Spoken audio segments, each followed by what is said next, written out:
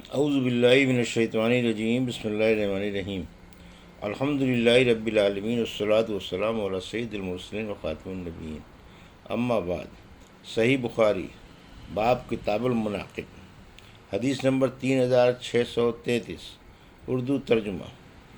ہم سے عباس بن ولید نرسی نے بیان کیا، کہا ہم سے معتمر بن سلیمان نے بیان کیا، کہا کہ میں نے اپنے والد سے سنا، ان سے ابو عثمان نے بیان کیا کہ مجھے یہ بات معلوم کرائی گئی کہ حضرت جبرائیل علیہ السلام ایک مرتبہ نبی کریم صلی اللہ علیہ وسلم کے پاس آئے اور آپ سے باتیں کرتے رہے۔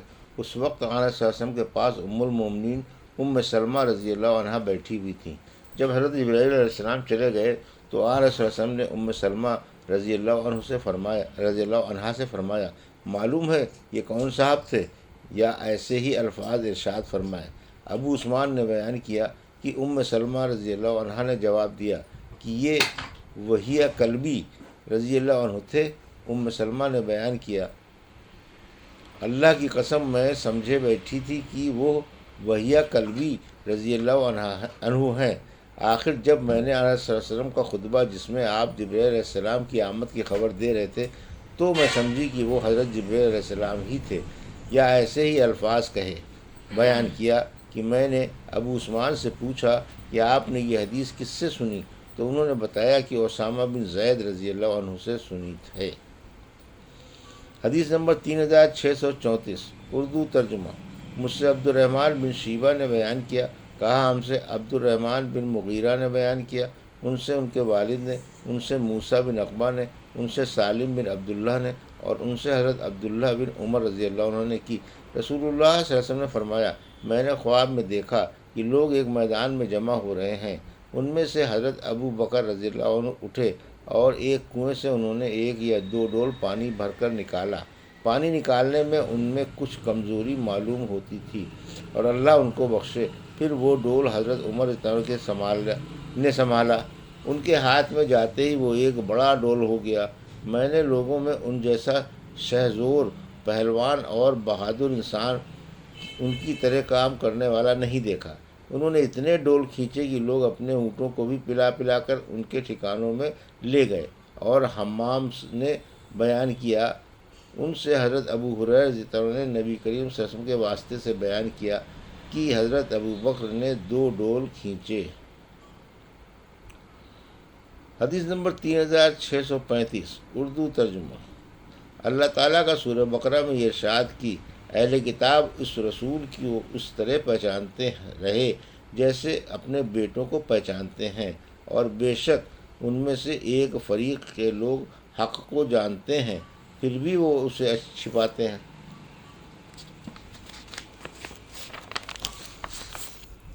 ہم سے عبداللہ بن یوسف نے بیان کیا، کہا ہم کو امام مالک بن انس نے خبر دی، انہیں نافع نے اور انہیں عبداللہ بن عمر رضی اللہ عنہ نے کی یہود رسول اللہ صلی اللہ علیہ وسلم کی خدمت میں حاضر ہوئے اور آپ کو بتایا کہ ان کے یہاں ایک مرد اور ایک عورت نے زنا کیا ہے۔ آپ نے ان سے فرمایا، رجم کے بارے میں تورات میں کیا حکم ہے؟ وہ بولے، یہ کہ ہم انہیں رسوا کریں اور انہیں کوڑے لگائے جائیں۔ اس پر عبداللہ بن سلام رضی اللہ عنہ نے کہا کہ تم لوگ جھوٹے ہو، تورات میں رجم کا حکم موجود ہے، تورات لاؤ۔ پھر یہودی تورات لائے اور اسے کھولا، لیکن رجم کے متعلق جو آیت تھی اسے ایک یہودی نے اپنے ہاتھ سے چھپا لیا اور اس سے پہلے اور اس کے بعد کی عبادت پڑھنے لگا۔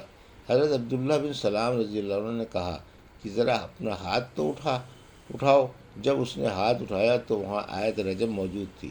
اب وہ سب کہنے لگے کہ اے محمد صلی اللہ علیہ وسلم، عبداللہ بن سلام نے سچ کہا، بے شک تورات میں رجم کی آیت موجود ہے۔ چنانچہ آپ صلی اللہ علیہ وسلم کے حکم سے ان دونوں کو رجم کیا گیا۔ حضرت عبداللہ بن عمر رضی اللہ عنہ نے بیان کیا کہ میں نے رجم کے وقت دیکھا یہودی مرد اس عورت پر جھکا پڑتا تھا، اس کو پتھروں کی مار سے بچاتا تھا۔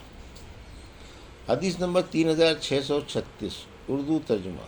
ہم سے صدقہ بن فضل نے بیان کیا، انہوں نے کہا ہم کو سفیان بن عینیہ نے خبر دی، انہیں ابن ابی نجیح نے، انہیں مجاہد نے، انہیں ابو معمر نے، اور ان سے حضرت عبداللہ بن مسعود رضی اللہ عنہ نے بیان کیا کہ نبی کریم صلی اللہ علیہ وسلم کے زمانے میں چاند کے پھٹ کر 2 ٹکڑے ہو گئے تھے۔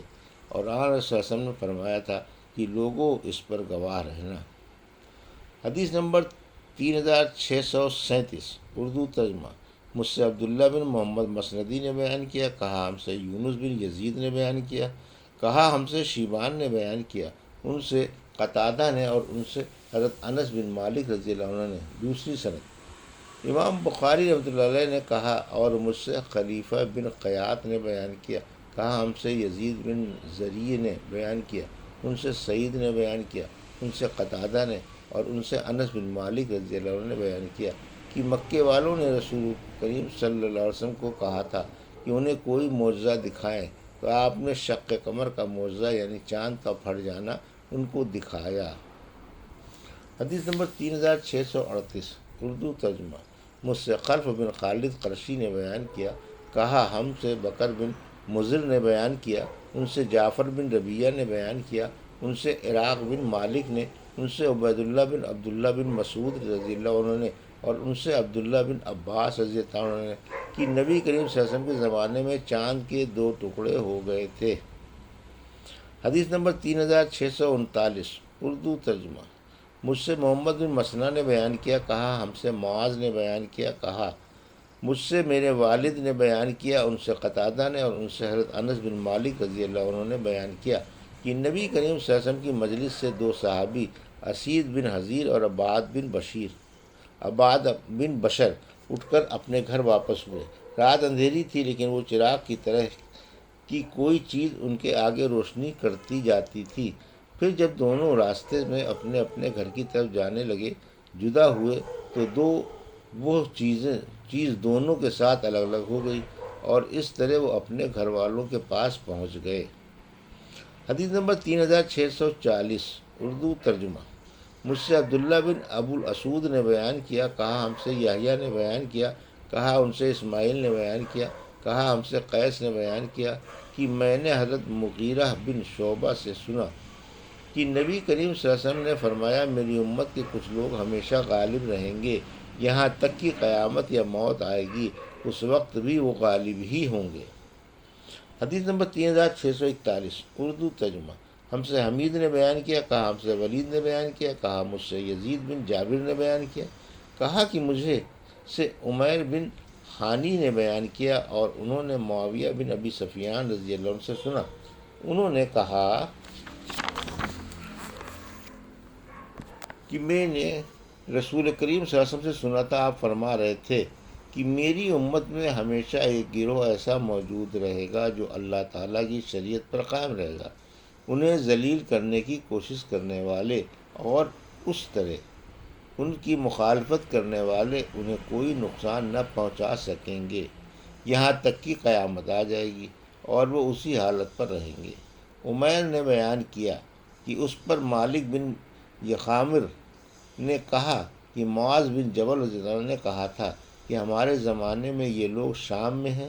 امیر معاویہ رضی اللہ عنہ نے کہا کہ دیکھو یہ مالک بن یخامر یہاں موجود ہیں، جو کہہ رہے ہیں کہ انہوں نے معاذ رضی اللہ عنہ سے سنا کہ یہ لوگ شام کے ملک میں ہیں۔ حدیث نمبر 3642 اردو ترجمہ۔ ہم سے علی بن عبداللہ مدینی نے بیان کیا، کہا ہم کو سفیان بن عینیہ نے خبر دی، کہا ہم سے شبیب بن غرقدہ نے بیان کیا کہ میں نے اپنے قبیلے کے لوگوں سے سنا تھا، وہ لوگ ارواح سے نقل کرتے تھے جو ابو الجعد کے بیٹے اور صحابی تھے کہ نبی کریم صلی اللہ علیہ وسلم نے انہیں 1 دینار دیا کہ وہ اس کی 1 بکری خرید کر لے آئے۔ انہوں نے اس دینار سے 2 بکریاں خرید لیں، پھر 1 بکری کو 1 دینار میں بیچ کر دینار بھی واپس کر دیا اور بکری بھی پیش کر دی۔ آن صلی اللہ علیہ وسلم نے اس پر ان کی تجارت میں برکت کی دعا فرمائی۔ پھر تو ان کا یہ حال ہوا کہ اگر مٹی بھی خریدتے تو اس میں انہیں نفع ہو جاتا۔ سفیان نے کہا کہ حسن بن عمارہ نے ہمیں یہ حدیث پہنچائی تھی۔ شبیب بن غرقدہ سے حسن بن عمارہ نے کہا کہ شبیب نے یہ حدیث خود ارواح رضی اللہ عنہ سے سنی تھی۔ چنانچہ میں شبیب کی خدمت میں گیا تو انہوں نے بتایا کہ میں نے یہ حدیث خود ارواح سے نہیں سنی تھی، البتہ میں نے اپنے قبیلے کے لوگوں کو ان کے حوالے سے بیان کرتے سنا تھا۔ حدیث نمبر 3643 اردو ترجمہ۔ البتہ یہ دوسری حدیث خود میں نے ارواح رضی اللہ عنہ سے سنی ہے۔ وہ بیان کرتے تھے کہ میں نے نبی کریم صلی اللہ علیہ وسلم سے سنا، آپ نے فرمایا، خیر اور بھلائی گھوڑوں کی پیشانی کے ساتھ قیامت تک کے لیے بندھی ہوئی ہے۔ شبیب نے کہا کہ میں نے حضرت ارواح رضی اللہ عنہ کے گھر میں 70 گھوڑے دیکھے۔ سفیان نے کہا کہ حضرت ارواح رضی اللہ عنہ نے حضور اکرم صلی اللہ علیہ وسلم کے لیے بکری خریدی تھی، شاید وہ قربانی کے لیے ہوگی۔ یہ تھی صحیح بخاری باب کتاب المناقب کی حدیث نمبر 3433 سے 3633 سے 3643 کا اردو ترجمہ، جو ابھی آپ نے سماعت فرمایا۔ اللہ سے دعا ہے کہ اللہ ہمیں حدیثوں کی صحیح سمجھ عطا فرما اور ان پر عمل کرنے کی توفیق عطا فرما۔ آمین یا رب العالمین۔